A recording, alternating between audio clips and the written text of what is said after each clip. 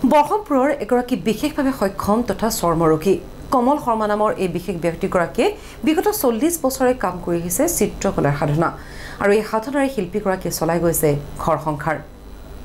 অধিক জনাব আমাৰ সাংবাদিক সেমেন্দ্ৰ বৰাগীয়ে। হয়, নিশ্চিতভাৱে মই বৰ্তমান উপস্থিত আছোঁ বহমপুৰ ভেৰভেৰিত আৰু বহমপুৰ ভেৰভেৰিত মোৰ লগত আছে এজন বিশেষভাৱে সক্ষম ব্যক্তি আৰু যিগৰাকী ব্যক্তিৰ হাতৰ পৰশত যেন প্ৰাণ পাই উঠে বহু চিত্ৰকলা আৰু তেওঁ চিত্ৰকলা কৰি আজি 40 বছৰে এই সাধনাত লিপ্ত হৈ আছে। মোৰ লগত আছে সেই বিশেষ ব্যক্তিজন, মই তেওঁৰ ওচৰলৈ যাব বিচাৰিম। পোনপ্ৰথমে মই তেওঁৰ পৰিচয়টো ল'ম, কিন্তু তাৰ আগতে দেখুৱাইছোঁ চাওক আজিৰ দিনতো যেতিয়া বিভিন্ন মেচিনত ফ্লেক্স বনাই বিভিন্নজনে, তেনে সময়ত আজিৰ তাৰিখতো সেই হাতেৰে বেনাৰ লিখা কামত তেওঁ লিপ্ত হৈ থাকে। ৰং তুলিকা চিত্ৰাংকন কিবা এটা বাক্য তেওঁ লিখিছে। মই পোনে পোনে তেওঁৰ ওচৰলৈ যাব বিচাৰিম। দাদা, আপোনাৰ নামটো? মোৰ নাম কমল শৰ্মা। কমল শৰ্মা, ঘৰ ক'ত? ভেৰভেৰি। আপুনি এই চিত্ৰ সাধনাৰ লগত কিমান দিন জড়িত হৈ আছে? মই এইটো 1985 চনৰ পৰা জড়িত। 1985 চনৰ পৰা জড়িত। আপুনি কি কি কাম কৰে?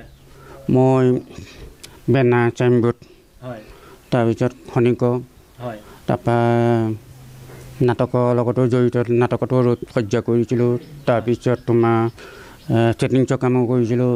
আৰু মই এই অঞ্চলৰ অকল ভেৰভেৰি অঞ্চলৰ বুলি নহয়, আমাৰ গোটেই নগাঁও জিলাৰ ভিতৰতে বুলি ক'ব লাগিব, বহুতখিনি কৰিছিলোঁ কাম।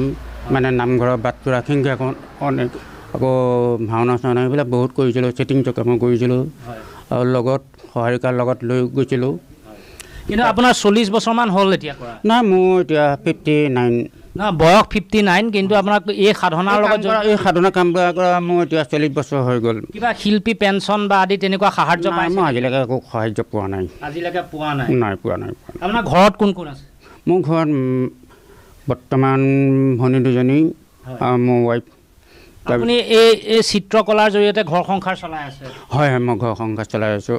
আৰু লগতে মোৰ দেওবাৰে আজি স্কুল এখন আছে, তাতো মই বহুখিনি লোৱা উঠাই কৰি দিলোঁ, বহুখিনি আগবাঢ়িছে, এনেকৈ কৰি আছোঁ। কাৰ অধীনত শিকিছিল আপুনি? আপুনি কাৰ অধীনত শিকিছিলে? মই নগাঁও জিলা স্বৰ্গীয় প্ৰণৱ বৰুৱাৰ অধীনত শিকিছিলোঁ, পূৰ্ণাম অনিৰ্বাণ গচ্ছিত। প্ৰণৱ বৰুৱা ছাৰৰ আণ্ডাৰত আপুনি শিকিছিলে? হয়, নিশ্চিতভাৱে আমি দেখুৱাইছোঁ চাওক, বিশিষ্ট চিত্ৰশিল্পী প্ৰণৱ বৰুৱাৰ অধীনত তেওঁ শিকিছিলে। আৰু তেওঁক আমি হয়তো আপোনালোকে গম পাইছে যে তেওঁ বিশেষভাৱে সক্ষম, কিন্তু তথাপিও তেওঁ এই শিল্প সাধনাৰ লগত জড়িত হৈ এনেধৰণে তেওঁ নিজৰ হাতৰ বিদ্যাৰে নিজৰ ঘৰ সংসাৰ চলাইছে বা বহু ছাত্ৰ ছাত্ৰীক এই শিক্ষা তেওঁ প্ৰদান কৰিছে। এয়া চাওক, হাতেৰে তেওঁ জাপি বনাই, বাঁহেৰে তেওঁ বিভিন্ন নাও বনাইছে বা এটা ঘৰ পেপাৰৰ কাটিং আদি বনাইছে বা সিংহাসন বনাইছে গুৰুজনাৰ।